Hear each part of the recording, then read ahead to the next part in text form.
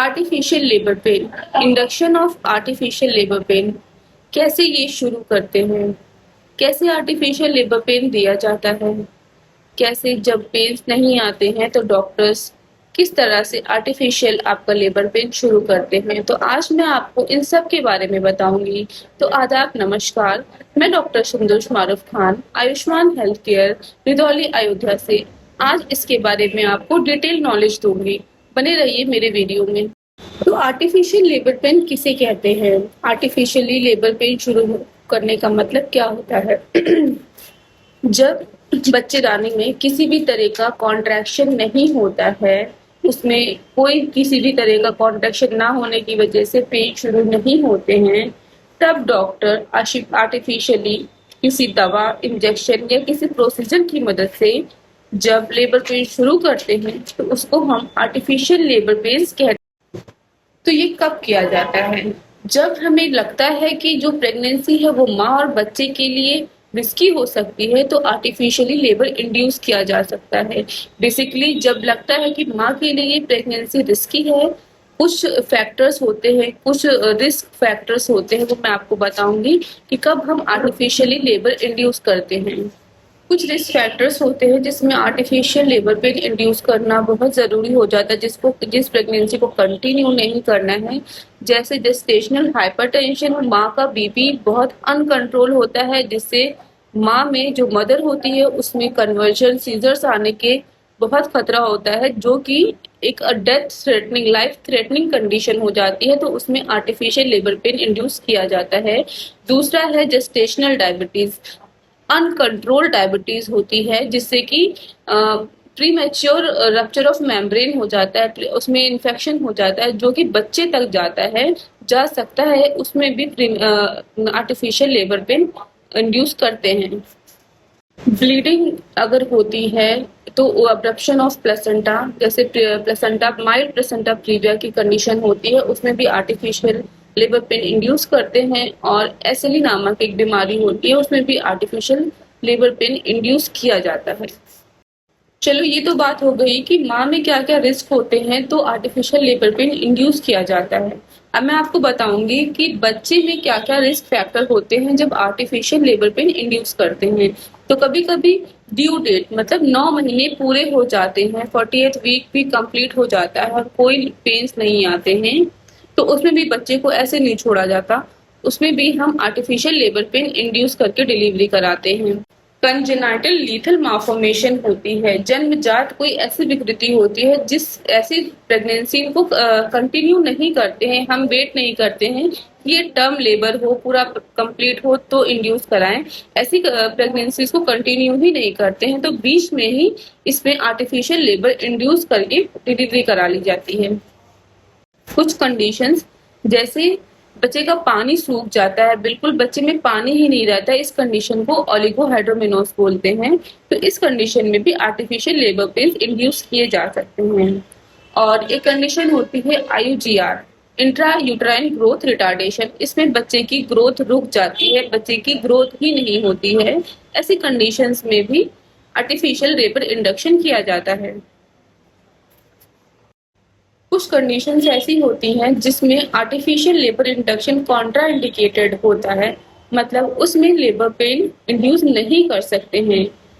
पहली जो कंडीशन होती है, जैसे सीवियर सेफेलो डिस्प्रपोर्शन, कॉन्ट्रैक्टेड पेल्विस, नीचे की हड्डी बहुत सक्रिय होती है और ऐसी कंडीशन में लेबर इंड्यूस नहीं कर सकते। बच्चे का हेड बड़ा होता है, इंजरी हो सकती है और लेबर सक्सेस नहीं होगा। आप कितना भी उसमें लेबर इंड्यूस कर दे, पेन आएगा लेकिन बच्चे का हेड ही नीचे नहीं आएगा। तो ऐसी कंडीशन में हम नहीं देते हैं, इससे बच्चे की जान जाने का भी खतरा होता है। माँ को किसी भी तरह का ट्यूमर होगा तो भी लेबर इंड्यूस नहीं करेंगे।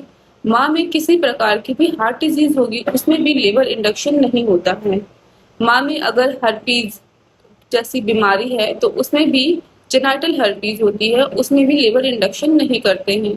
प्लेसेंटा प्रीविया, लो लाइन प्लेसेंटा, ऐसी कंडीशन में भी लेबर इंडक्शन नहीं करते हैं। इसमें जो प्लेसेंटा होता है वो अवलनांग बच्चेदानी का मुंह पूरा कवर करके रखता है और अगर इसमें ऐसे दे देंगे लेबर इंडक्शन तो ब्लीडिंग के बहुत चांसेस हो जाते हैं और ये माँ और बच्चे दोनों के लिए जानलेवा हो सकता है। और बच्चा जब ट्रांसवर्स पोजीशन में होता है, टेढ़ा होता है, तो भी लेबर इंडक्शन नहीं करते हैं और बच्चा ऑब्लिक होता है, तिरछा होता है, तो भी लेबर इंडक्शन नहीं किया जा सकता। इसमें नॉर्मल डिलीवरी के बिल्कुल भी चांसेस नहीं होते हैं।